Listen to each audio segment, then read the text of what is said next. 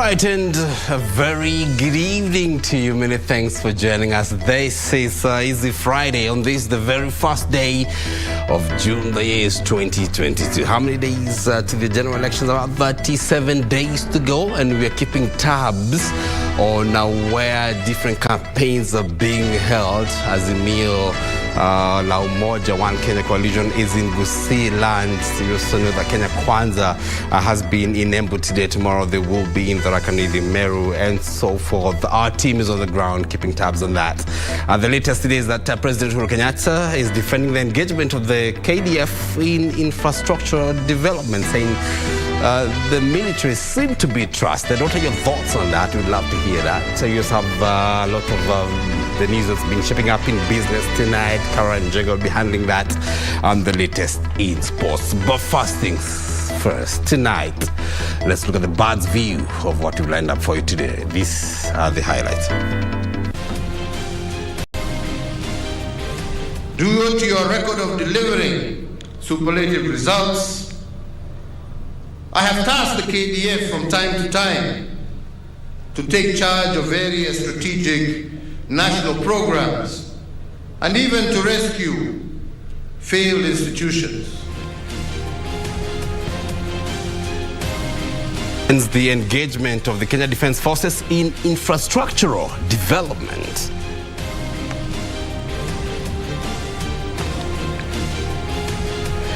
Deputy President William Ruto takes his campaigns to Embu, saying the country's economic revival will be his key focus.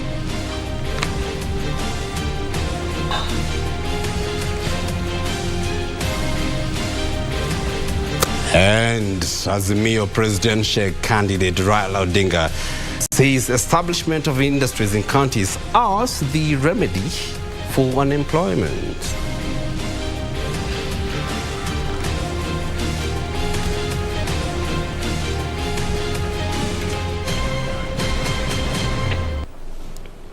Many thanks indeed for choosing us to inform you tonight.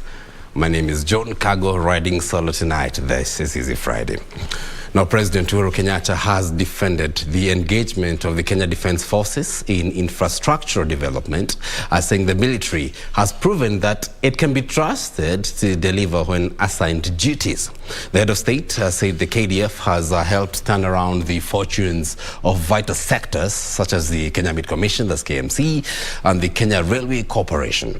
President Kenyatta spoke when he presided over the passing out parade of non-commissioned officers at the Moi Barracks in Eldoret. This story begins our coverage tonight of Easy Friday. President Uhuru Kenyatta has reiterated the country's commitment to regional and global peace and security. Speaking when he presided over the passing out parade of new Kenya Defence Forces recruits in Eldoret, the head of state said the government has invested heavily in the training of soldiers. We have undertaken the most consequential and expansive modernization of our military in our nation's history. We have done this by tooling and retooling our military, addressing the welfare of our military officers and all security organs in a way that has inspired hope in the possibilities of our nation. President Kenyatta heaped praise on Kenya's men and women in uniform, urging the public to keep their faith in the Kenya Defence Forces. As the political tempo towards the upcoming election rises, we are called upon to reflect the sacrifice made by many and the scars borne by our sons and daughters following their service to and in defense of Kenya. The head of state said the Kenya Defence Forces has proven that it can get the job done when called upon to serve in various capacities. Due to your record of delivering superlative results, I have tasked the KDF from time to time to take charge of various strategic national programs and even to rescue failed institutions. On Friday, President Kenyatta also commissioned the Eldoret Regional Hospital, an ultra-modern medical facility built to provide care for military officers and their families. The 150-bed capacity hospital is equipped with an intensive care unit, CT scans, an MRI machine, and is capable of providing emergency medical services. Built in record 7 months, the hospital is the third facility of its kind dedicated to the men and women in uniform. All right, now let's look at the campaign trail. And Azimio la Umoja One Kenya Coalition presidential candidate Raila Odinga today led the coalition's campaigns in Nyamira County, pledging to address unemployment if elected president. Raila said his administration will embark on a one county, one product policy and the recognition of prior learning strategies to enable those in the informal sector also benefit from government development contracts. Weekly Fokech has more details on this. Second day of Raila's Nyanza campaign tour saw him pitch camp in Nyamira County on Friday, promising a turnaround of the country's economy. Raila said should he succeed President Uhuru Kenyatta in the forthcoming polls, the state of agriculture, infrastructure and healthcare, among other key sectors, will improve. Tumesema hao vijana wakimaliza masomo yao watapata ajira mzuri pale ambapo wanaweza kupata mshahara mzuri, kuinua hali yao ya kimaisha na vile vile kusaidia wazazi wao, sio? The Azimio leader rallying locals behind the Azimio la Umoja One Kenya coalition, pledging to retain Interior Cabinet Secretary Fred Matiang'i in his administration if he wins the presidency. Hapa chini mimi nasimama imara, lakini kule juu mimi nitakuwa na Matiang'i. Kuanzia hapa sisi wote mpaka Pandele ya Kisumu safari tutapiga laini moja nyuma ya mheshimiwa mzee wetu Raila Amolo Odinga. Na sisi tumesema tunakupa kura 100%. Hebu nionyeshe 100%. The coalition seemed to have clicked the reverse gear on the zoning proposal, with Raila making it clear that he will work with any leader elected under the Azimio la Umoja One Kenya banner. Mimi nataka hapa katika Nyamira County Assembly majority Azimio. Alafu kienda kule mbele mama, senator, governor, yote wao ni Azimio la Umoja One Kenya. Sawa. The coalition's running mate Martha Karua, while condemning Thursday's fracas in a meeting she led in Kisii County, maintained the future of women in the country is safe under the Azimio administration. Baba Raila Amolo Odinga ametukumbuka. Hii kiti amenipatia ya running mate. Sio mimi peke yangu, ni wanawake wa Kenya. Tunaambiwa amkeni, wakati wetu ni sasa. Leaders who attended the forum criticized their opponents in Kenya Kwanza over their manifesto launched on Thursday, claiming it never stated how the country will fight corruption. Ulisema kila mtoto atakuwa na tablet. Wangapi hao watoto wako nazo? Kwa hivyo ahadi ambazo zaweza kuaminika ni zile ambazo ndugu Raila na sisi wenzake tukiungana naye tumezitoa. As part of his 4-day vote consolidation mission in his Nyanza political backyard, Odinga is expected to lead Azimio campaigns in Siaya County on Saturday before concluding in Homa Bay County on Sunday. For Easy Friday from Nyamira County, I am Wycliffe Okech. All right, still staying with the campaign trail, even as the elections draw nigh, Deputy President William Ruto was today in Embu to woo voters. The Deputy President said he will turn around the country's economy and address unemployment among the youth if he is elected president. We have details on this. Runyenjes, Manyata and Kithumu in Embu County Friday played host to the Kenya Kwanza Brigade's campaign trail in the Rest to State House. Deputy President William Ruto leading the camp in wooing voters to support the bottom-up economic model, which he says is the best in uplifting the lives of Kenyans. Tuwapatie mbegu, tuwapatie mbolea, tuzalishe chakula ya kutosha, tuondoe aibu ya njaa. Saa hizi mahindi imefika shilingi 230 kwa gorogoro moja. Ni kweli ama si kweli? The DP, while highlighting a number of projects done in Embu County during the Jubilee government, said his track record in government sets him ahead of his competitors. Tumeunganisha stima, mulikuwa na stima watu 24,000. Leo tumefikisha watu 92,000. Ni kweli ama si kweli? Mulikuwa na college moja peke yake ya teknolojia inaitwa Jeremia Nyaga hapa Mbere South. Leo tumejenga technical training ya hapa Manyata. Tumejenga technical training college ya kule Runyenjes. Hebu nione wala anasema kura ni ya hasla, nione kura ya hasla. Hao watu wa Kedemo na Gatuli South wakipata maji, chakula hapa inakuanga tele. The camp termed its manifesto as one driven by solutions to what ails the country. Kuanzia mwaka huu, wale munalipa shilingi 500 kwa NHIF, tutapunguza ikuje shilingi 300. Tutakuza majani chai, tutakuza kahawa na mimea ambayo tunakuza, na sisi kama watu ya Mount Kenya tumeambia William Ruto, kama utainua mambo ya kilimo na utatuletea viwanda, tumesema ni tick. Kamchemenza for Easy Friday.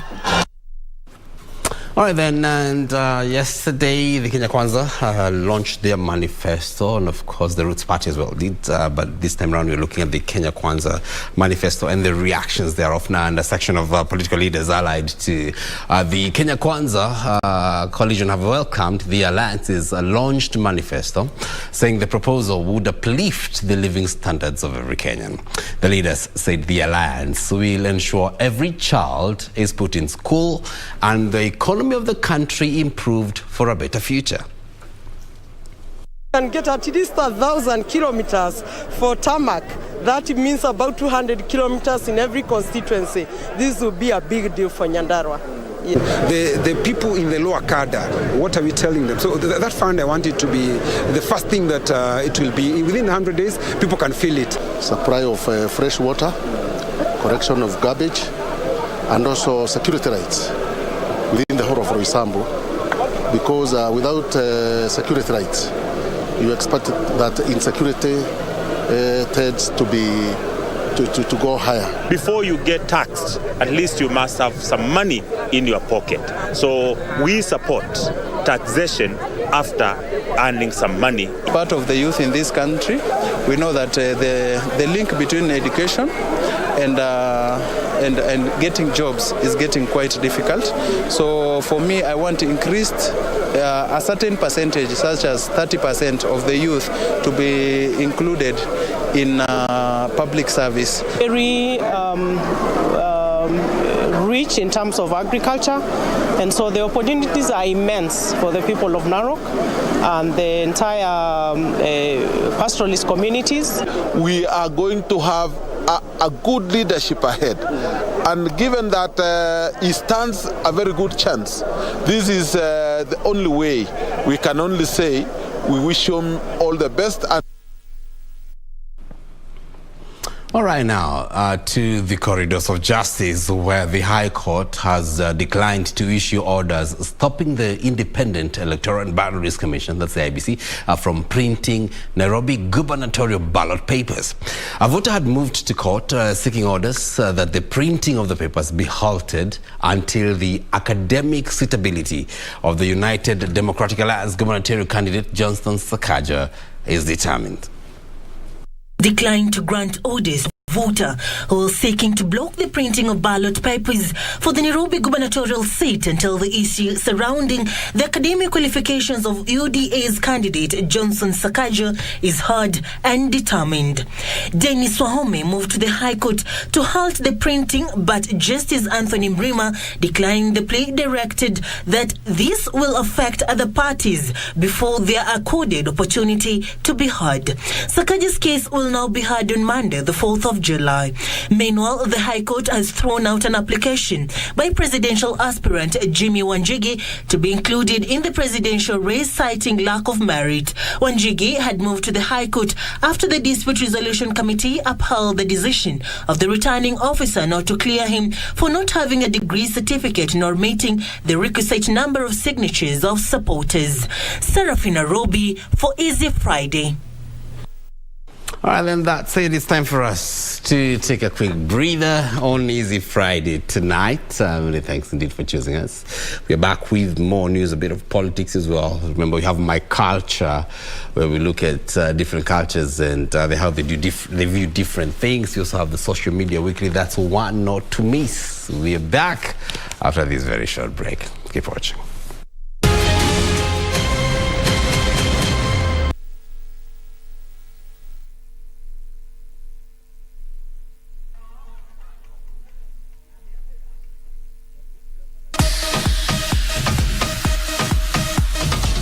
The Africa FIBA 2023 World Cup qualifiers enter the third phase from July 1st to 3rd. Kenya will contest for the coveted World Cup slots when it takes on hosts Egypt, Democratic Republic of Congo and Senegal. Guess who's on it? Woo! Which gives Kenya another chance to run an even better trophy! Watch the matches live from Alexandria, Egypt on KBC Channel 1 starting on July 1st to 3rd. KBC Channel 1, your true sports partner.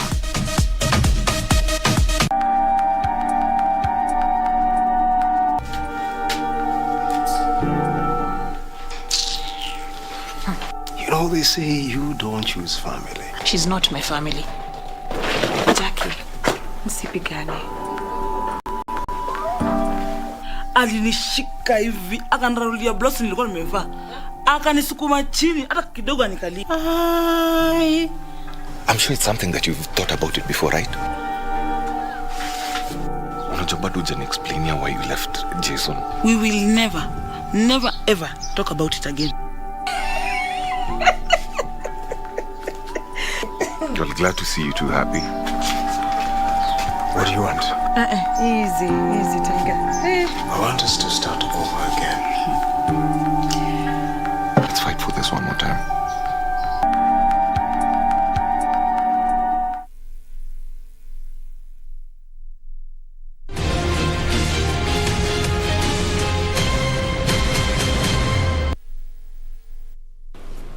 All right, welcome back to Easy Friday. Many thanks indeed for watching. Now, Kiambu Governor James Nyoro has pledged to utilize 700 acres of land secured from Del Monte in Thika to revamp manufacturing in a bid to make Thika Town a city. Speaking while launching his manifesto, Governor Nyoro also pledged to introduce black soldier flies that will help farmers convert waste products into animal feeds. Kiambu Governor James Nyoro launched his manifesto that is anchored on 5 pillars, including improved service delivery, economic empowerment, and urbanization. Nyoro pledging to enhance health services by leasing required medical equipment. Livestock farmers will also benefit from training on making animal feeds from waste products using the black soldier flies. We are coming up with good strategies, and good strategies will be followed by money. Strategies do not follow money. 2 years we have been tested, and my plea to you is give me a mandate to implement for you this covenant. Other pillars key in Nyoro's manifesto include citizen socio-economic, which empowers citizens to determine which projects should be implemented in their areas, and social protection program tailored to the vulnerable. We have close to 700 acres that we have secured from Del Monte, and a lot of people have different plans. Our plan is that we make that the next extension of Thika Town as we make Thika a city. Governor Nyoro taking pride of his performance. For the last 2 years, he has been in office, saying he found a collapsed county. Governor James Nyoro took over the leadership of Kiambu County 2 years ago, following the impeachment of Ferdinand Waitito. His manifesto today, detailing his performance for the last 2 years and the pledges that he intends to achieve in the next 5 years. Reporting from Kiambu County, I'm Geshoke Washira. All right, then now, Westlands Member of Parliament Tim Manyonyi has urged the Abagusi community in Nairobi to rally behind Azimio 1 Kenya Coalition presidential candidate Raila Odinga, saying he will unite the nation. All right, now, Ontario Beat also drummed up support for Jubilee's Nairobi gubernatorial candidate Polycarp Igathe and his running mate Philip Kaloki, who accompanied him, saying the two would propel the city's economy and uplift the life of residents.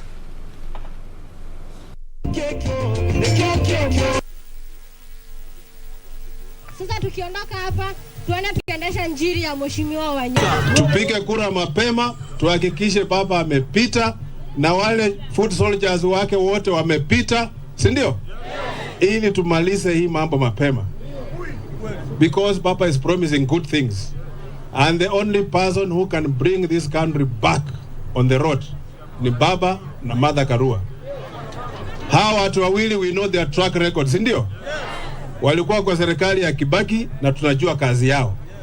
Wao wamepigania vitu mingi katika nchi, ambazo vitu mingi saa hizi tunaenjoy, kama ile expanded democracy space imeletwa na nani? Na Raila Odinga, si ndio? Kwa hivyo hizi tunajua he means well for the country, and the only person who is going to unite this country and bring the country back ni nani? Baba. Tuna mpangilio kubwa sana kuhusu maendeleo ya hapa Westlands.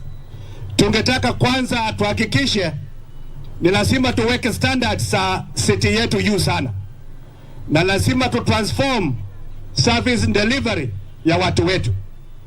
Tukianzia mambo ya markets, lazima tuwe na ile soko. All right then, and a group of lawyers has vowed to file a petition against the Director of Public Prosecutions, Nuruddin Haji, citing contempt of court. The Learned Friends accused Haji of disregarding a Court of Appeal interim order barring the use of charge sheets drafted by his office.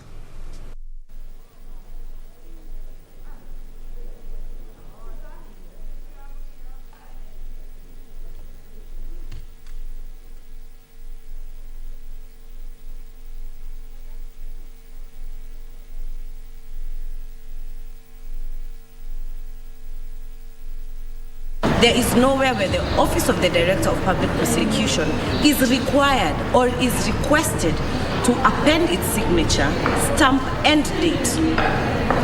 The prosecutors use the charge sheets once the criminal proceedings have taken place. Once an accused person, once a suspect has entered plea of either guilty or not guilty, that is where we see institution of criminal proceedings. For them to interfere, contrary and behind, in total disregard to the Court of Appeal orders, is not only a bad picture to the criminal justice system, but goes to say that they disregard and do not hold as wisdom of what the Court of Appeal rules.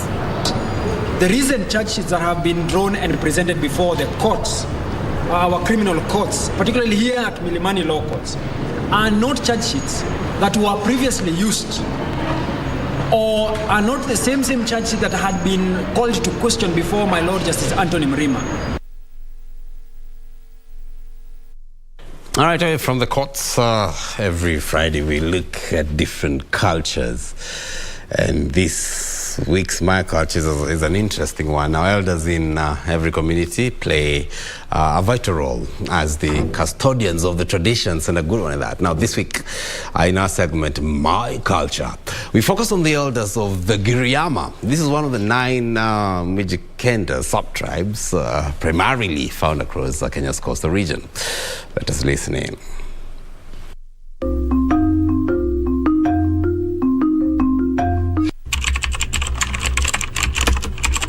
Mzee alikuwa ni kiongozi wa umma, hasa maisha ya familia pamoja na jamii, mambo ya elimu, kwa sababu sisi pia tuna elimu ya jadi ambayo ilikuwa ikipewana kwa vijana hapo awali, na alikuwa anaangalia pia maisha ama afya ya jamii, wakiita kwa Kigiriama wanaita matia galalo. Yani katika mtaa mzee alikuwa anaangalia kwamba maisha ya watu yanakuwa sawasawa.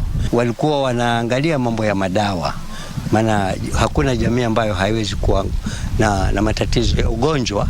Kwa pia kuna jukumu la utawala, ambayo jukumu hili lilikuwa linatekelezwa na wazee wanaitwa vaya. Alafu kuna kambi. Iwapo kutakuwa na matatizo katika hizo sheria ambazo zimetungwa, basi kambi inasimama. Kama kuna matatizo baina ya mtu na mtu ama mtu na jamii, kambi inasimama na inaweza kutatua ile mizozo. Mzee alikuwa anajua nafasi yake, alikuwa nafasi ya kuongoza familia yake, kuongoza jamii. Saa hii family inaishi mijini. Family iko Mombasa, iko Malindi, iko Mombasa, iko Nairobi. Yeye mzee anaachwa pale peke yake.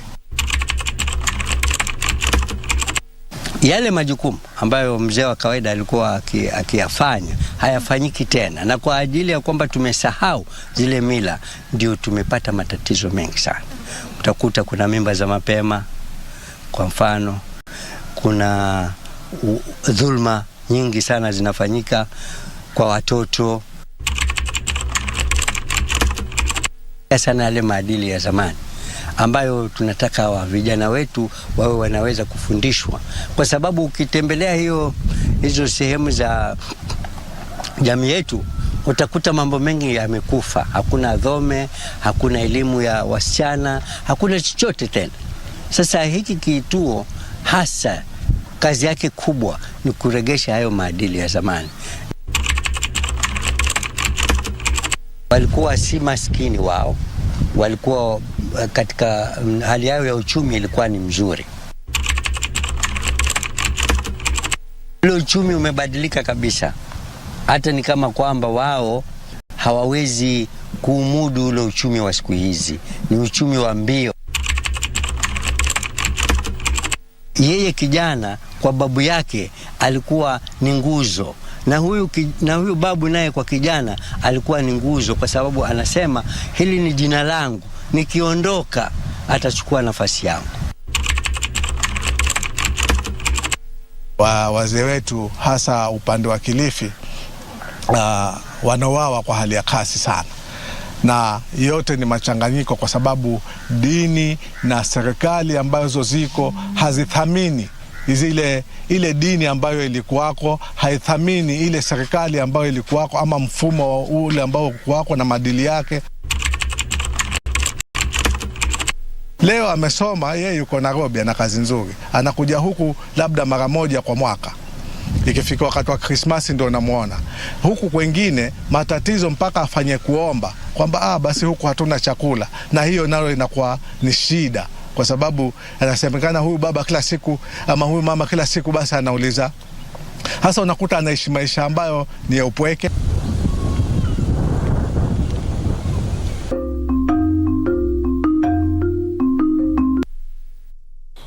All right, now, when you walk through, or as you go through your phone and go through the social media streets, it's just crazy. And netizens, you gotta have a strong spirit, right? And this week, the netizens have been struggling to grasp the mathematics of unga being lowered by 2 shillings after the prices skyrocketed. However, the dark cloud of despair for savage netizens in the social media realm has been brightened after a police imposter was met with the handcuffs, while a protester was ejected from an IBC meeting. This was an interesting week in the social media circles. This is the Social Media Weekly.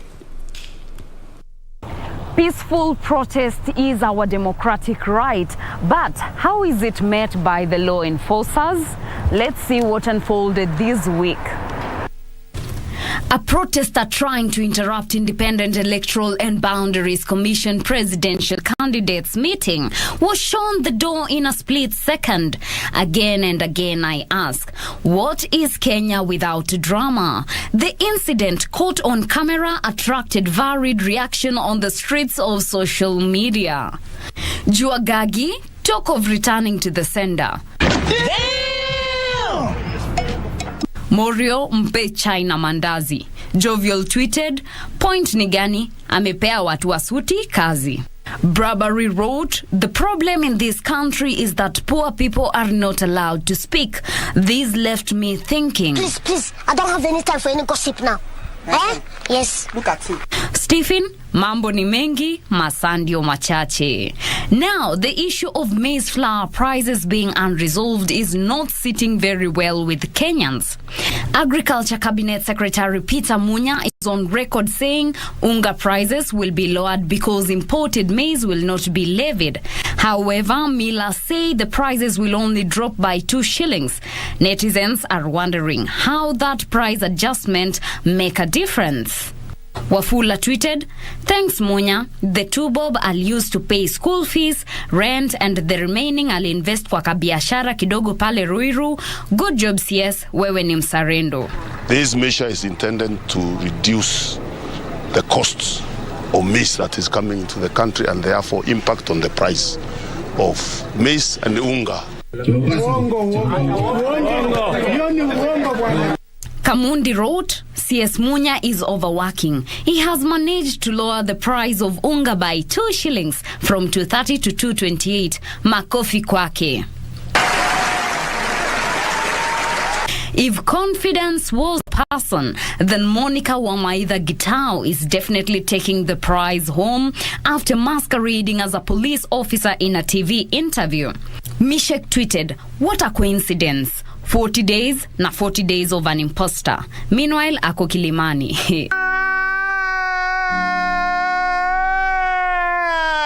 G-Flow, hii Kenya ina visanga kweli? Keyboard warriors were bamfuzzled when the National Police Service tweeted that Monica has been arrested and will assist in investigations on impersonators cases. Biko, please explain how she is assisting with investigations. National Police reaction? Kata sim, tupo site. Well, that's it for us this Friday. Catch you next week on Savage Netizens. For Easy Friday, I am Teresa Mutai.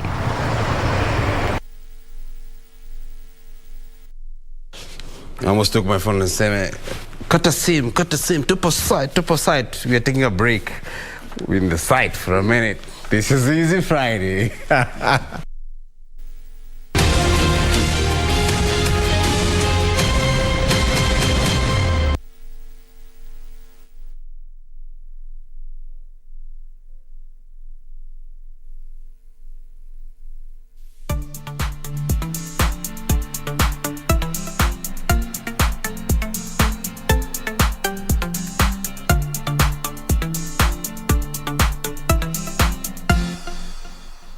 Kupata mafuta kupanda, kama sikiza tune kwenye simu yako, bonyeza *811 *962 hash. Nashukuru serikali kwa kuongeza bei ya mafuta. Sasa niko kwa highway na hakuna traffic hata kidogo. Naomba serikali iendelee hivyo, tubaki tu watu ya gasla na heavy machine peke yake. Pia mimi naomba huyu serikali waseme kama gari yako ni below 3000 cc, gari yako na baki nyumbani, itengeneze nyumba ya kufuga kuku. Kupata mafuta kupanda, bonyeza *811 *962 hash. *811 *962 hash. Haya. The Africa FIBA 2023 World Cup qualifiers enter the third phase from July 1st to 3rd. Kenya will contest for the coveted World Cup slots when it takes on hosts Egypt, Democratic Republic of Congo and Senegal. Guess who's on it? Woo! Which gives Kenya another chance to run an even better draw a big. Watch the matches live from Alexandria, Egypt on KBC Channel 1 starting on July 1st to 3rd. KBC Channel 1, your true sports partner.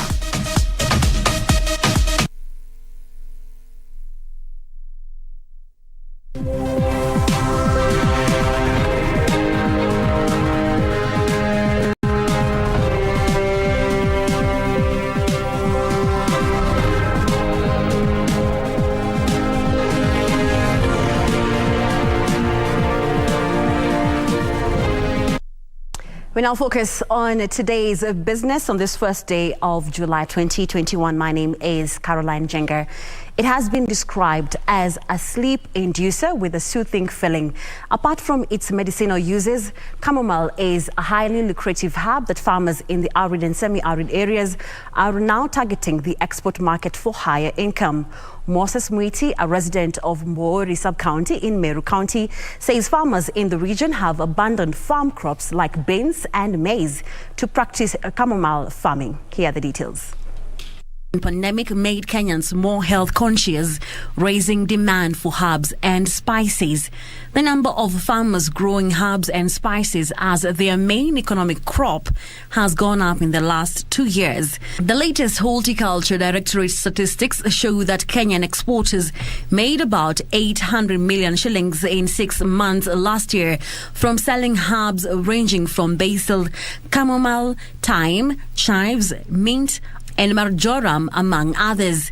The lucrative venture has led farmers in Meru County to abandon maize and beans farming to venture into chamomile farming. Nimekuta ile iko kwa nasale, nimekuta ile iko tayari watu wanabuna kwa shamba. Na nikaona hii mmea si mbaya. Kuna shambani na nilianza kuchuna jana. Na sasa hata sijamalizia. Na sio kashamba kakubwa ni waneivi. Moses Mwiti, a resident of Mbori sub-county, quit his job as a police officer to become a full-time farmer, a move that astonished many. The herb, which does well in semi-arid areas, does not require a lot of water and fetches better prices, especially in the export market. Mmea ni mmea ambao ni tofauti na mimea mingine na unaweza kustahimili katika kila hali na katika kila eneo. Locally, a kilogram of chamomile flowers is sold at 1,000 shillings. Mmea ambao unaweza kusaidia watu kujikimu katika maisha, kupata mapato, wale ambao ni watu wa low class ama watu wadogo. It is rich in vitamins A and C and contains essential oils and antioxidants. The dried flowers also contain medicinal molecules. Once the flowers are dried, they are infused into hot water to make chamomile tea. Ndio mara ya kwanza. Lakini sasa hii venye iko kwa shamba, hata nimefanya nasari nyingine kwa sababu nimeanza kuona iko na umuhimu. Chamomile is commonly used for many human ailments such as hay fever, inflammation, muscle spasms, menstrual disorders, insomnia, ulcers, wounds, gastrointestinal disorders, rheumatic pain, and is also a common ingredient in the manufacturing of some toothpastes. The farmers say they have become self-dependent and are able to cater for their family basic needs and educate their children without much struggle. Hatuko tayari kuweza kusaidiana, tuweze kusaidia watu wetu, tuweze kujisaidia sisi wenyewe, tupate kilimo hasa wakati huu ambao uchumi umeharibika katika nchi ya Kenya. They urge the national and the county government to support farmers in semi-arid areas. Moving on, fake farm inputs are threatening to scuttle the ongoing reforms in the agriculture sector in Kenya. Agriculture experts are saying that seeds and fertilizer are some of the most counterfeited inputs in the country. Farm inputs manufacturer Yara Africa has urged the government to implement policies that would create efficient systems aimed at controlling exploitative middlemen and unscrupulous traders selling fake farm inputs. The Kenyan agriculture industry is grappling with fake agro inputs, with the anti-counterfeit agency warning fake agro inputs account for about 40% of total sales in Kenya. According to the agency, the cases involve counterfeit seeds and fertilizers, fraudulent labeling, regulatory offenses, trademark infringements, and thefts of proprietary materials like labels and packaging materials. Yara Africa Country Director William Ngeno says the government should implement policies that create efficient systems aimed at controlling the manufacture, import, and sale of farm inputs to weed out unscrupulous traders selling fake farm inputs. Speaking during the launch of the Yara Africa Leadership Program, Ngeno says agriculture subsidies are not a long-term solution, as farmers across the country are still unable to access the necessary farm inputs. Same to fertilizer. Subsidy should be a tool to be able to enable farmers to change into good technology and over time provide them a basis for sustainable growth. Ngeno further says that most farmers lack knowledge on the use and consumption of fertilizers due to limited information. We need, first of all, to look at soils. A lot of our soils, more than 50%, is acidic. What is the first step to do? Ensure that lime is part of the subsidy. The Yara Africa Leadership Program is an initiative that seeks to harness technological innovations that will drive up agricultural excellence through capacity building in the sector. Use of new ways of crop production, like, of course, irrigation, fertigation, and most importantly, knowledge. How can we transfer that knowledge quickly to the rural economies? The Leadership Initiative will help farmers acquire in-depth knowledge on soil health and fertility that will equip them with the skills required in improving input productivity through better market access and service extension. Technological advancements in the agricultural value chain have been key in supporting the country's economic growth. This digitization will now equip farmers with the necessary skills required in supplementing their livelihoods. Reporting for Easy Friday, I am Nduta Mokami. Thank you, Nduta Mukami, for that report. Now, at the peak of COVID-19 infections in 2020, insurance companies tried to review clauses in the existing policies to exclude pandemic-related claims. The move was, however, rejected by the Insurance Regulatory Authority since pre-existing contracts did not exclude pandemic claims. As the country works on post-COVID recovery, what prospects does the insurance industry have? Our senior reporter, Regina Manyara, engages CIC Life Assurance Meshach Miogo on the bounce-back strategies employed by the underwriters to remain afloat. The COVID-19 pandemic had an impact across all subsectors, socio-economic as well as matters finances. Underwriters were not spared either. In 2022, what is this sector doing to ensure that it is also on the bandwagon in as far as matters of recovery are concerned? You're watching KBC Channel 1 and I'm Regina Manyara. To take us through this conversation is none other than the MD CIC Life Assurance, Meshach Miogo. Thank you, sir, for your time. From a perspective of life insurance, of course, COVID was the main driver of our turbulent times last year. We hope that things will move on well. We're also looking at coming up with new ways of doing business in terms of digitization, accruing some of the concepts of working from home. Yeah, so it's been turbulent, but we are solid. Last year, CIC Life Insurance paid 3 billion worth of claims in terms of life insurance to the cooperatives and other clients. It is the year 2022 and we're still riding the COVID-19 pandemic. What lessons did you learn? We've reviewed our pricing, just to really match the risks. Also, this has come with a lot of pressure from customers. But for us to stay afloat, then definitely we can no longer do undercutting. We have to price risk properly so that we are able to pay claims. Insurance penetration has somewhat plateaued. Why do you think this is so? Most clients, even I interact with, you'll see them say they had a bad experience with an insurance company. But when you dig deeper, they don't even have an insurance policy. By just listening to third parties, they end up assuming they'll also experience the same. So that perception also has really affected the penetration of insurance. But what is a leading product when it comes to life insurance? If I look at our own portfolio, our education policies are the leading in terms of customer awareness, in terms of customer interest. So that's one of the main products that is really pushing. At the same time, we have investment products that are also coming up very well, but dominantly our education covers. And I think most underwriters. What are the risks that you're looking at, given that this is an election year, as well as information from the Ministry of Health indicates that Kenya could be very well riding into its 6th wave of COVID-19? Well, it's a major risk that we definitely have to really look at. Even from a life insurance perspective, we encourage our customers, of course, to go out for the vaccinations that are being offered. That's a mitigating factor that and as CIC Life would encourage, including giving opportunities for our customers, corporates and individuals, really working in partnership with Ministry of Health to see how these programs can be escalated further. That's one of the risk mitigating factors we are doing. But at the same time, internally, we really engaging our customers just to make sure that also we price properly in terms of the risks that we are undertaking. What are your expectations in 2022 in regard to investment and also around the insurance value chain? We are really working hard in terms of creating visibility, awareness. We are working closely with our counterpart. Our regulator, IRA, has been very strong in terms of creating that awareness. Our apex body, AKI, Association of Kenya Insurance, also is really trying to create consumer education, doing a lot of research to see what solutions can we offer that are also going to increase insurance penetration. Thank you, sir, for your time. Well, there you have it. We have been speaking to none other than the Managing Director, CIC Life Assurance, Meshach Miogo.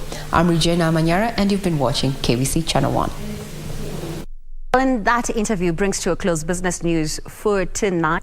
But Richard Munga is coming up next with the sports update. My name is Caroline Jenga. Have a good night and see you next week for more business news.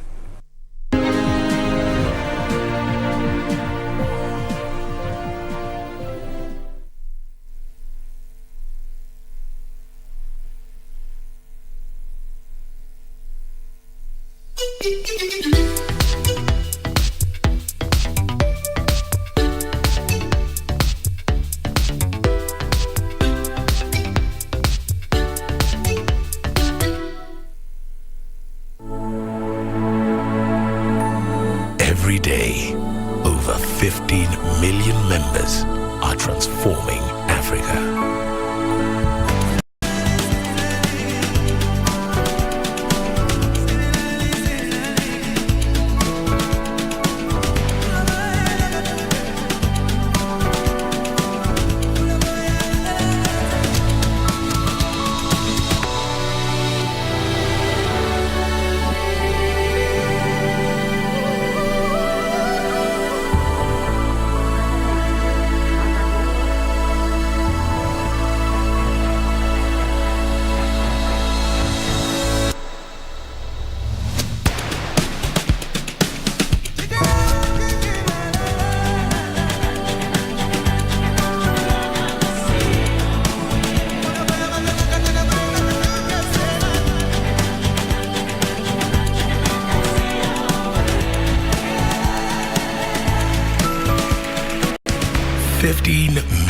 Members empowered to learn, to grow, to harvest, to lead, to dream. Equity. Karibu member.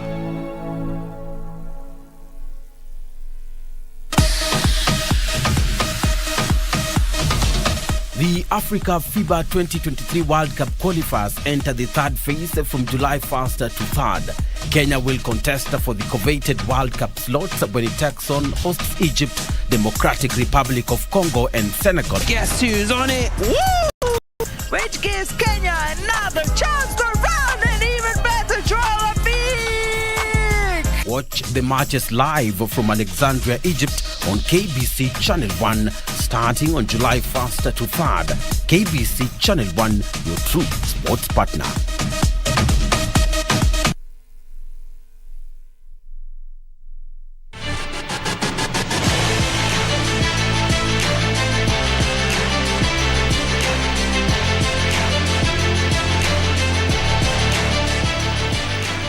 Well, indeed, KBC, your true sports partner. And on that note, I'm Richard Munga with the latest in the world of sports.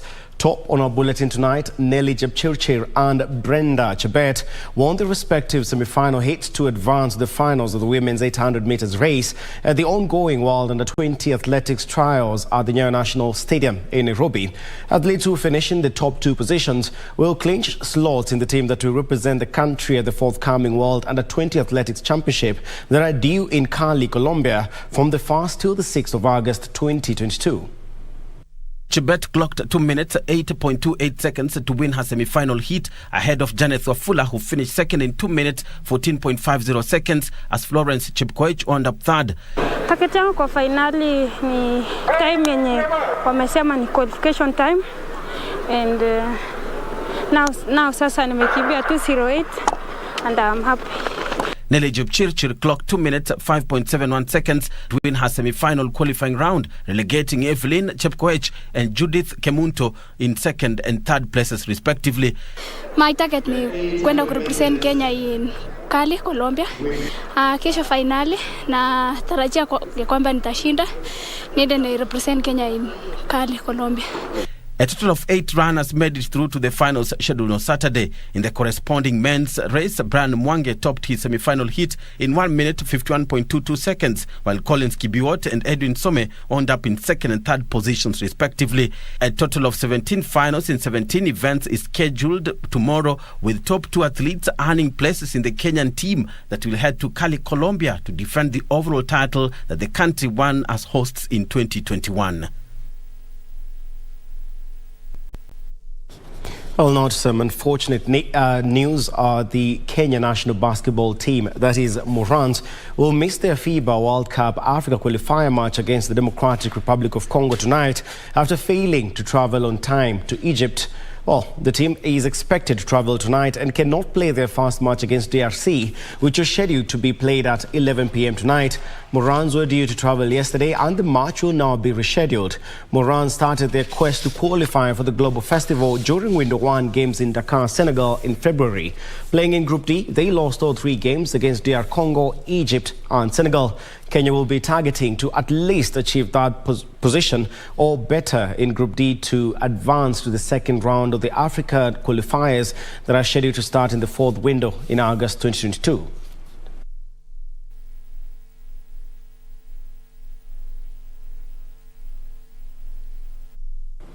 Also, triathletes Aisha Nasser and Joseph Okal are exuding confidence ahead of the forthcoming Commonwealth Games. The two will represent Kenya at the Games and express their desire of registering impressive results at the Club Games that are scheduled for July the 28th till August the 8th in Birmingham, UK. And Joseph Okal will be hoping to become the first Kenyan triathletes to medal at an international competition when they take part in the Commonwealth Games. The two, currently in camp in Nairobi, expressed their optimism of performing well at the Games and help make the sport popular in the country. This is a big step for me going to the Commonwealth because it shows me that I should dream big and I'm capable of achieving it and I'm not limited. History is repeating itself. I'm very happy to be competing at the Commonwealth Games, my first big international event. So far I'm just expecting nothing but the best. I'm hoping to fly the Kenyan flag high. Kenya is expected to send a 123-member contingent to the Games, battling for honours in several sporting disciplines, among them boxing, athletics, judo, hockey and bowling, among others. Meanwhile, the National Olympic Committee of Kenya marked the International Olympic Day by holding a raft of events and activities at Moi International Sports Centre, Kasarani, Nairobi. The day, which involved exhibition of various Olympic sport disciplines, is celebrated to promote Olympic movement values.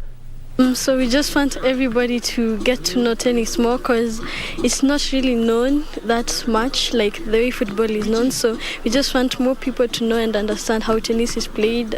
The coming tournament of Olympic neza kumbukwa nilikujaga celebration day, so many champion Olympic here. We are using archery sport in Kenya to eradicate cat wrestling in Kenya and also to nurture the future Olympians and world champions of archers from the pastoralist communities.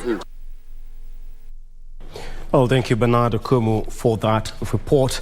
To other matters now, United States, a basket-based basketballer, that is Victoria Reynolds, is in the Kenyan Commonwealth team camp with high expectations as she prepares for the Games in Birmingham. This is the second call-up to the national team for Victoria and her first time in the shorter version of the game. The 24-year-old hopes that in each tournament they can improve as a team and keep getting better to improve on their rankings. Well, usually I play 5-on-5, but I've been called to join the 3-on-3 team to go to Birmingham for the Commonwealth Games. Hopefully we can get a podium finish, I believe that's what it's called, yeah. But of course we want to get gold, but podium finish is the objective.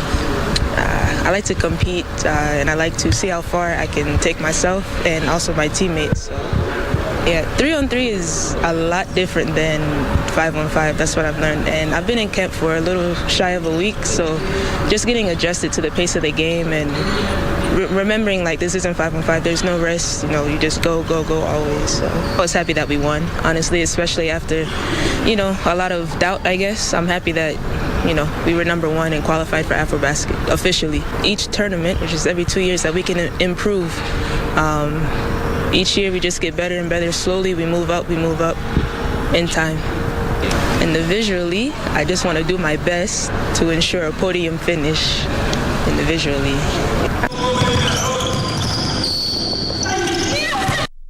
Indeed, all the best to the Kenyan basketball team as well as all the other teams preparing to participate in the Commonwealth Games in Birmingham. Now, Kenya's Mary Moraa won the 800 meters during the Stockholm Diamond League meeting last night, the 8th meeting of the Diamond League series. Moraa was the only Kenyan to win a race at the meeting held in Sweden. Who's going to have the speed? Who's going to have the strength in the home straight? It's Moraa against Hodgkinson. Kenyan athletes had a disappointing outing at the Stockholm Diamond League meeting held last evening in Sweden. Only Mary Moraa won her race, clocking 1 minute 57.68 seconds to win the 800 meters ahead of Hodgkinson Kelly of Great Britain and Bisset Catriona of Australia, who was second and third respectively. Big win for Mary Moraa, 157.69. And if we didn't know she was a danger at the World Championships already, she's just underlined her talent, her ability, and her tactical nous as well. Collins Kipruto and Ferguson Rotich finished 7th and 8th in the men's 800 meters. Cornelius Kimboy finished third in the 3,000 meter steeplechase in 7 minutes 31.26 seconds, behind winner Dominic Lobalu and Jacob Kiplimo of Uganda, who was second. Another Kenyan, Fancy Cherono, finished 6th in the women's race, won by Daisy Chepkemei of Kazakhstan. Oh dear, Jacob Kiplimo, the legs going from under him. 7:29.48 is the fastest time. Great Britain's Dina Asher-Smith was faster than the women's 200 meters field, winning in 22.37 seconds. He's come back at her, but Dina Asher-Smith stays in front and takes the win, or does she? Oh my word, at the line, it couldn't have been tighter. 22.36 for Asher-Smith. It's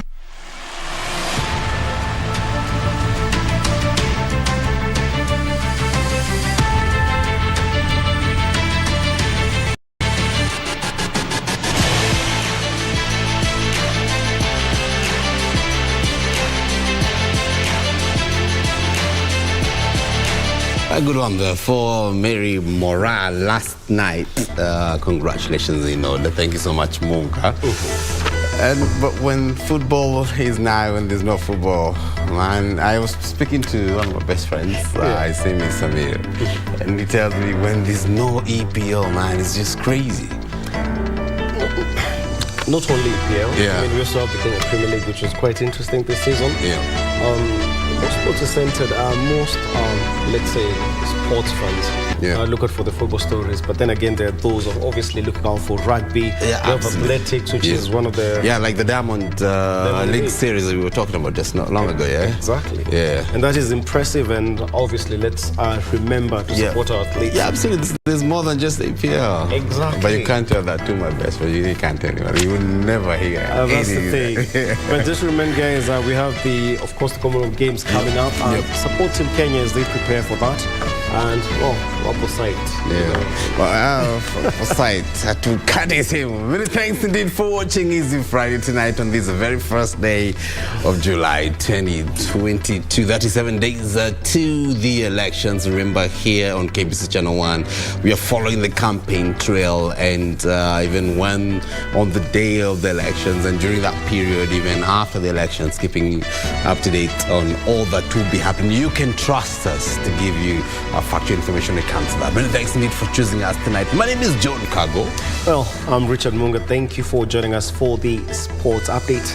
Do have a good night. Good night. Salam. Na tupo sides. Hatukati simu. Good on, man. That's so good.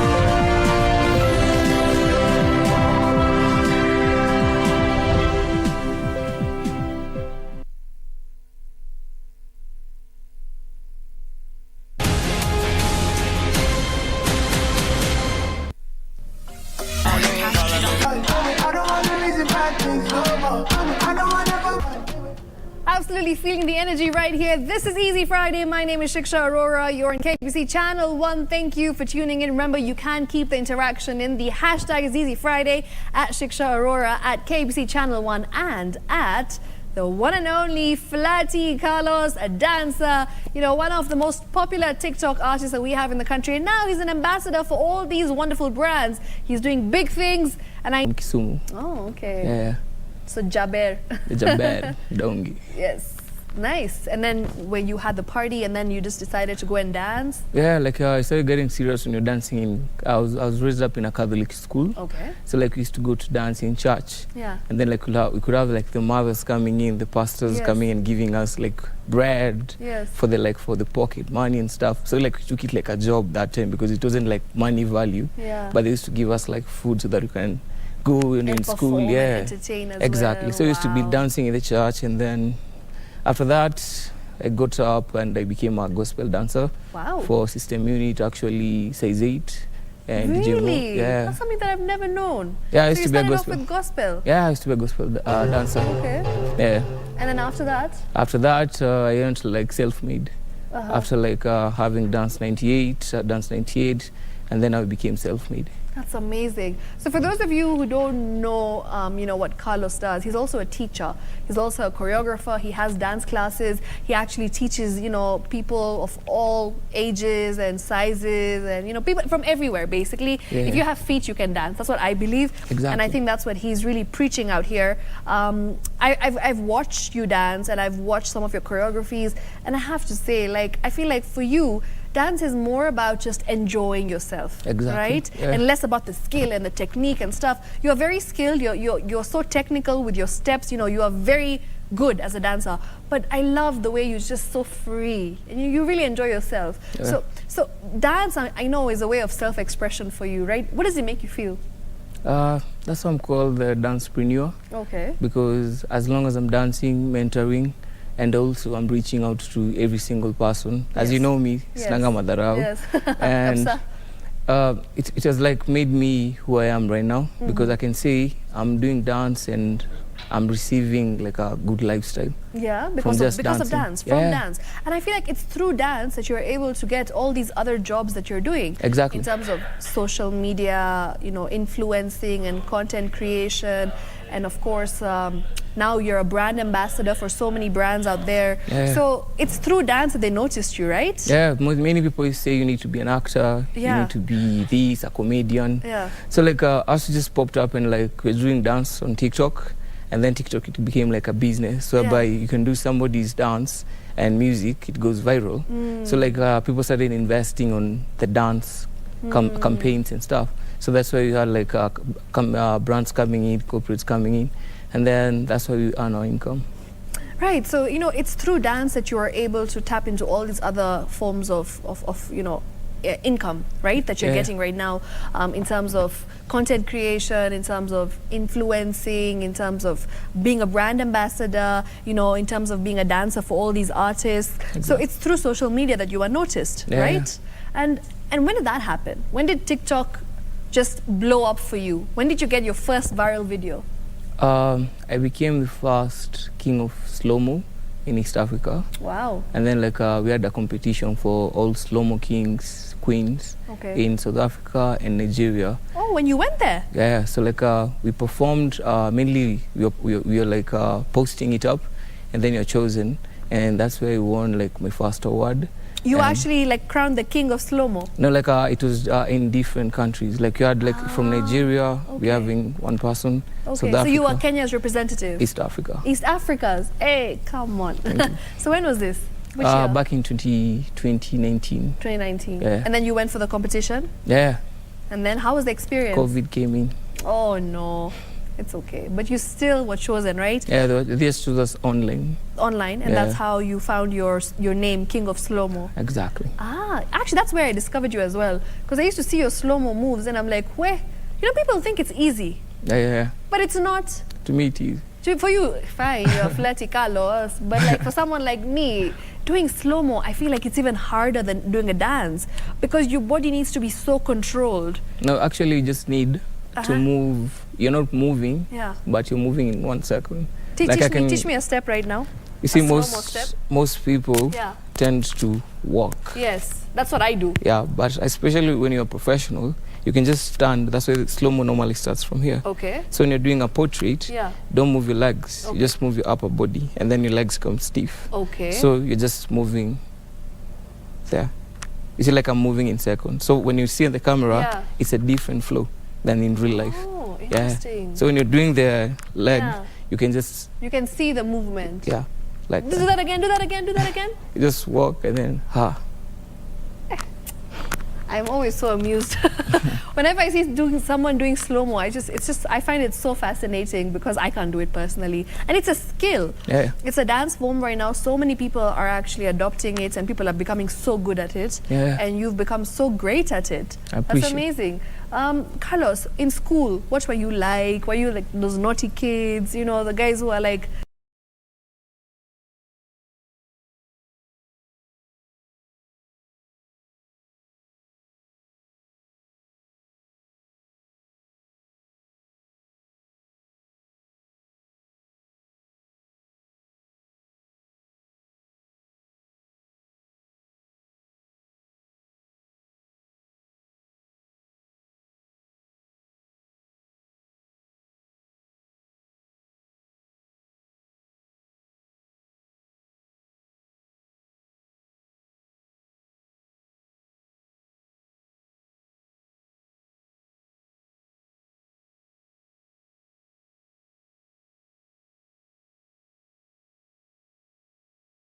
I don't know how many exes there are. I don't know. So like we had this show called Perfect Match. It's a Okay. dating show. A dating show? Yeah. You took part? No, I never took part. It was by mistake. Okay, tell So me like more. this producer found me flirting. Instead I knew, before I knew the word flirting, like I was just flirting with some people backstage. Oh. So like there was this lady, people were like demolishing her. Like everybody who's coming to the show, they're just discriminating her. Mm. And then the producer's like, you see what you're doing here? I want you to go and do that to my show. And then like just talk to her, she feels appreciated. And then So- you went on screen? Yeah, so like when I went on screen, I was so scared because I was only 18. And then now I started talking, and then the show came out, instead of Date with Carlos, now Date with Flat Carlos, because I never knew I'm flirting because that's why the name is unique. It was just unintentional. You were just being yourself, and then someone's like, maybe you should do this. No, try people this. just started commenting Flat Carlos, Flat Carlos, And Flat that's Carlos. how the name went Yeah, viral. so when I woke up in the morning, my video was about 1 million views. What? On the first channel, and then the No person. ways. Yeah. Overnight. Overnight, and then when I'm waking up, I used to have like a kaduda. Yeah. So like I don't know anything about Instagram, I don't know anything about Facebook and stuff. So like I was just walking somewhere, somebody's telling me, I've seen your show. And then that's how it started. I wasn't even a dancer, like people never knew me as a dancer. So you were somebody who wasn't really known as a dancer first. Yeah. You were found and you are discovered as an actor on this show. Yeah, I just entered a show, the show did well, and then everybody started watching the show. Wow, that's like amazing. That's awesome. Never knew this, but yeah, good to know. Very interesting. So you are flirty, yeah? You can confirm also, yeah. No, not in real life. In real life, I'm just cool because I tend to say flirting is a way of appreciating ladies, not like in the other way. Kuna tafutia flirting and kukatiana. Okay, so the difference. Yeah, when I flirt with you, I'm just having a good time. You're just like having a conversation. Yeah, like a conversation, good vibes, yeah. Nice, good to know. Carlos, maybe you can tell me something about how you started teaching. I know you started teaching dance with Dance 98. Yeah. And that's where you officially became a teacher and choreographer. So did you always want to do that, or that just happened along the way when you met, Kinatile and them? No, I remember in system unit, I used to be the least person on the spotlight. You're always behind the scenes. Yeah, back they could replace me. I could be like, I'm watching over somebody's choreo. And that's so you were a substitute. Yeah, so I used to be like, you guys have other ideas that you can do, but they're always like, no, we don't have that ideas. Let's do dancehall, let's do this. And then after that, I was just like, okay, let me go and do me. Okay. I see where it will reach me. And then that's how I met Tile. Yeah. And then I started dancing with Tile. The only thing that we were unique on, Tile was good in trap, me was good in Afropop. So we turned it to make like a trend. And then we say, let's open a dance class, because we used to see other dance schools internationally. People were just dancing.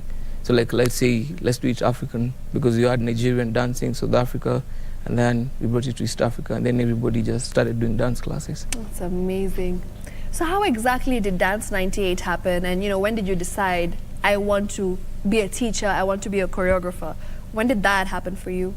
We were posted, the first post to International by KBC.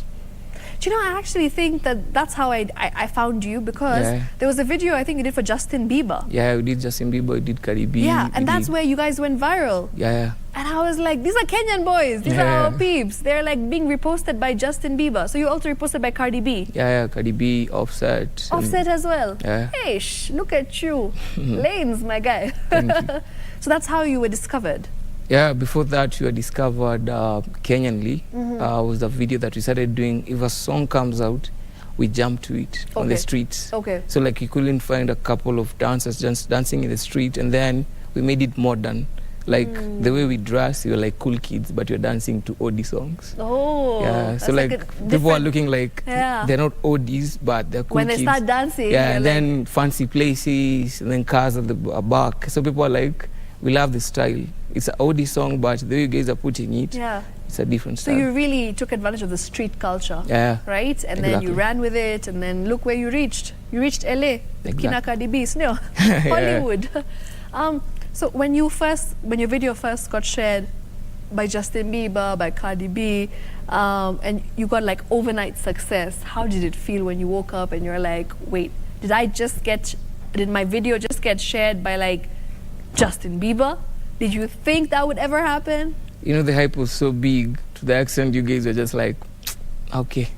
You're just taking it. Yeah, because everybody was just talking about it, and then as we were like, at first we had Tile. Tile was like, we just have to keep going, just like that. Yeah. So when she posted it, we appreciated, but if we could take it lightly, we could be like, okay, we are famous. So let's just sit and relax. So we just took it like, we're not famous yet, so let's continue pushing. You kept doing it, you kept pushing. Yeah. And then now you have your own dance classes. Yeah. Exactly. Where do you hold your dance classes? What kind of? Kilimani. Okay. Methodist Resort. Every Sunday, from 2 p.m. to 6 p.m. Now, Carlos, tell me something. Being a dancer alone in Kenya, there's always this thing that people say, you can't just be a dancer. You need to have another side hustle because it doesn't pay you completely, and it doesn't sustain you and your lifestyle, and it's not the highest paying jobs, right? Being a dancer. Do you think that's true, or do you think that these days you can just survive being a dancer? Yeah. You can. I'm a great hope for everybody because I have 7 brands. Okay. So they're all paying me good money, and you find if you're writing a contract which is going for months, years, you can succeed with it because if they're paying you $500,000, you're good to start. So I normally say you can be a dancer and be smart, as in have the business kind of mind, whereby even if I dance, what else can I do with my dance? Me and you, we do Fanta. Yes. And the way we portray our content, I can say I went to school and did this. I can say you went to school, you did this, but we all meet at one place whereby me, I do dancing as an art. Right. I went and studied dance. Yes. You studied this. So we can earn, but you're earning more than I am, but I can earn what I can afford. Of course. Yeah. So you actually studied dance? Yeah, I studied dance. Wow. Where did you go to study dance? And I didn't even know there's dance academies in Kenya. No, what happened mostly, we had this Mzungu who came, he was just teaching dance as like the way you need steps, because in dance you can just dance. That's why you normally dance, and then you see people going in the same groove. You have like counts. Okay. You have to have 1, 2. The same way you guys normally count. Yeah. The same way as we count. But 5, 6, 7, 8. Yeah. So like as we normally have the 5, 6, 7, 8, yes. and then like you can use your own sounds from just the beat. So like you have this beat that can be like pa, cha, cha, cha, cha. Yeah. So that's all like you're all taught.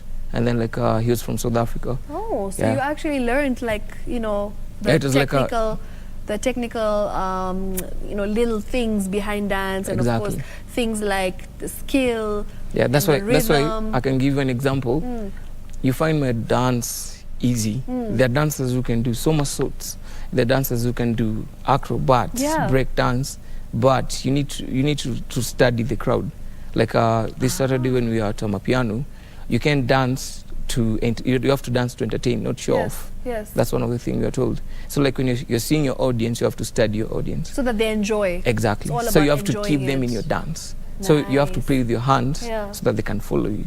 But if you go there and you're a superstar and you're trying you don't show off because people know you're great. So and just you know you can do these things. You can do the somersaults and the acrobats and break dance. Exactly. So you have to just be humble. Ish. I like that. Be humble. And study the crowd. Very important. Exactly. I'm learning a few things as well. Thank you. Thank you for that. Thank you. So when you were in uni and stuff, you know, like when you were learning dance, for instance, was there something else that you wanted to do, or you always knew from the word go, this is what I want to do, and this is where I see myself in the next few years. This is my life. Being like realistic, I knew this is what I want to do, because it was like I've studied for the last like let's say 12 years. Yes. And then I need to study, but I can do my thing and then come back and study. Yeah. So like once my thing started picking up, I can go back and study. So like I decided to do dance as an art. Yes. And also as work. Yes. As a professional. Will you ever go back to uni at any point? Yeah, when I'm old. When you're when I'm old, I'll go. You're still young, man. There's a long way to go. Yeah, cool. I like that. I like that mentality, because technically speaking, these days, it's very rare to find somebody who doesn't go to uni and then they do their thing, they pursue their passion, they become dancers, or, you know, whatever arts that they're into.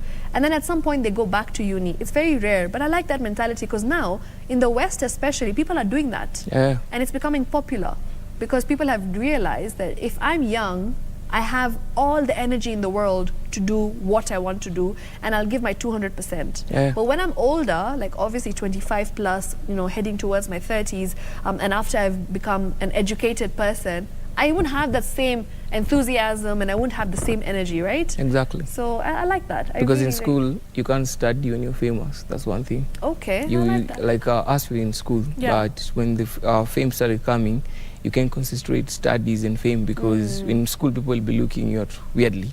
Like they're always like, what do you do? So like when you study, when you don't study, so they're looking at your life more. So you have to just that privacy. Yeah, there's no privacy. So like after you're done doing what you're doing, you can go back to and study. I like that mentality. I like it a lot. Carlos, what would you like to tell, you know, the young people? I know you have my fans.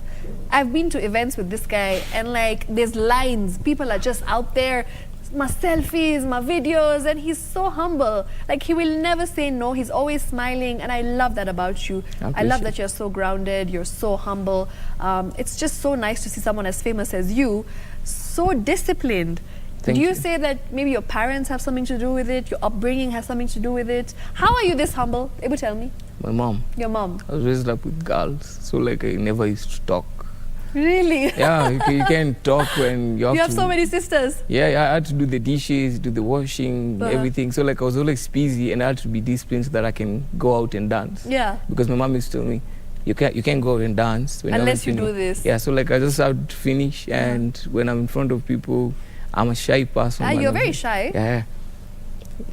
Even the first time I met him, I was talking too much, because I talk a lot. Because I like it comes out well. I respect everybody's above me. Okay. So like when I first saw you, I was like, you are bigger than me.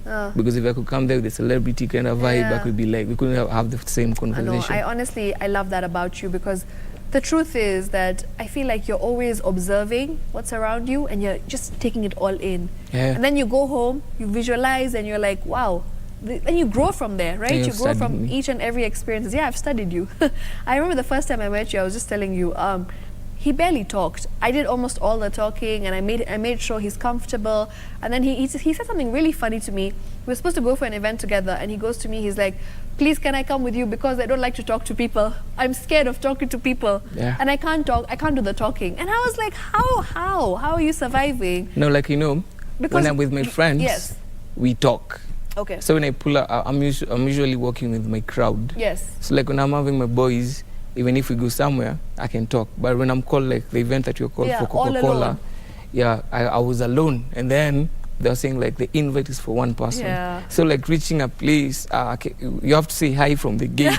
Because everyone's going to want to take selfies with you. Exactly. So like I was just like, hi, what's up? Hi, we're gone. Yeah. So when is it that you got all this fame? You know, I know TikTok happened, and that's when you properly started getting known, and that's when you started getting famous. But maybe you can tell me an incident where the first time on the streets, people actually came up to you and they like surrounded you and they're like, Flatty Carlos, let's take a photo, because that's when you became that superstar. When did that happen for you? Actually, the background is I usually go to schools, girls' schools mostly, to give advice. Oh. So like imagine having a bunch of schools. So you're like a mentor? Yeah. So like the principal, they introduced this stuff whereby instead of calling people who are us, like people who are above us, to talk about us, let us talk about us. Oh. So like when they were telling us something, let's say boys are bad, we tell them, yeah, boys are bad. This is what you do. So like when the girls find you guys telling us what you guys normally do, they find it more attractive and respectful at the same time, because they're like, that's like our brother. So like you find high schoolers, campus students, they're looking at you as a mentor. So your fan base just grows. So the message is like, you know, put across in an easier way, because when you are the one who's giving that message, it's way easier for them to actually understand, because it's coming from you, right? That's very smart. I like that. Carlos, what are your plans in future? Something that, you know, you've always wanted to do and you're hoping to do, something in terms of your career, in terms of your life, in terms of your personal life, something that you've always wanted to do that, you know, you are going to make sure it happens in the next few years? First of all, I want to help my mom, like build a house. Oh, how sweet. That's one of the things I want to do. And second of all, I want to reach out to like every kid. Like you have seen, I've shown, I've read about my little brother. Yes. I want them to follow what I'm doing, so that even if you want them to learn from you. Exactly. You want to mentor. I really like that you're very big on being a positive impact on the younger generation. Yeah. You know, you say that you go to schools and talk to girls, younger girls from primary, high school, and now you're also talking about mentoring these, you know, young dancers who look up to you. So that's amazing. Well done. Exactly. And keep it up, and I wish you all the very best in future. I appreciate Keep inspiring, keep entertaining, and just keep being Flatty Carlos. Thank you. So we're going to get on the decks because Cole Jax is waiting for us, and I want to do a few dance moves with you. No problem. Because, you know, I love the way you dance, so we go. Let's go. Okay. You show me a few. Yeah. All right. We play actually a game. Okay, play a game. Yeah, I'm going to teach you. Sawa. It's a dance game. Okay. So just go.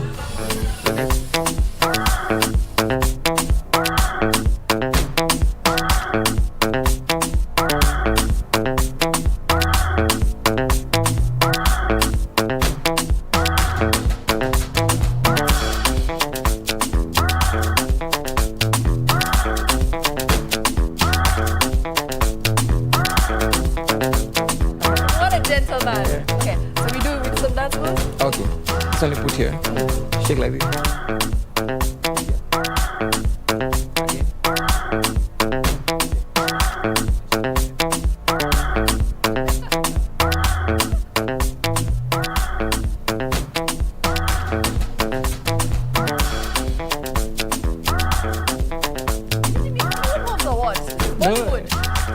Yeah, there.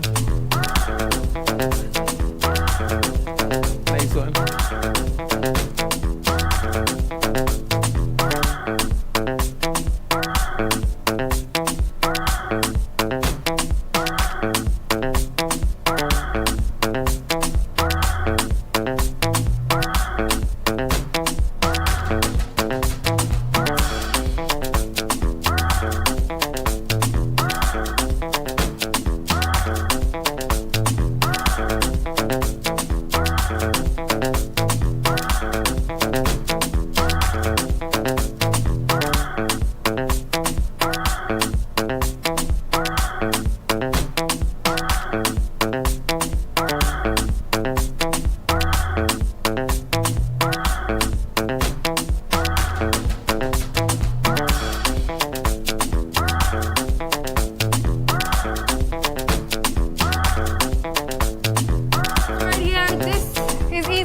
Thank you so much for tuning in.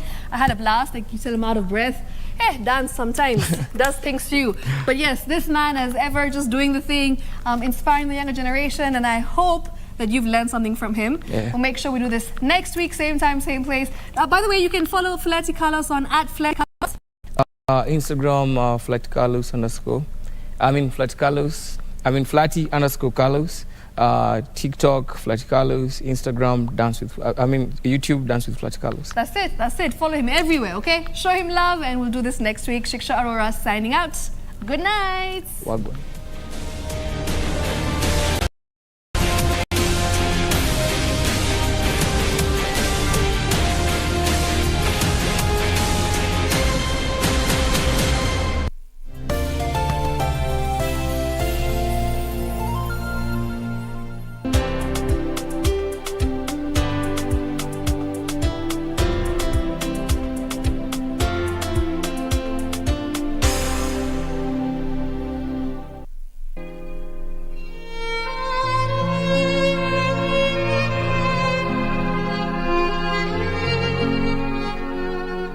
Ukwe maskini lakini ukwe mzima. Ukiwa na health mzuri, shukuru Mungu. Some of them don't even understand the kind of sickness that they are suffering from. But thank you, because through Mama here, we have seen the hand of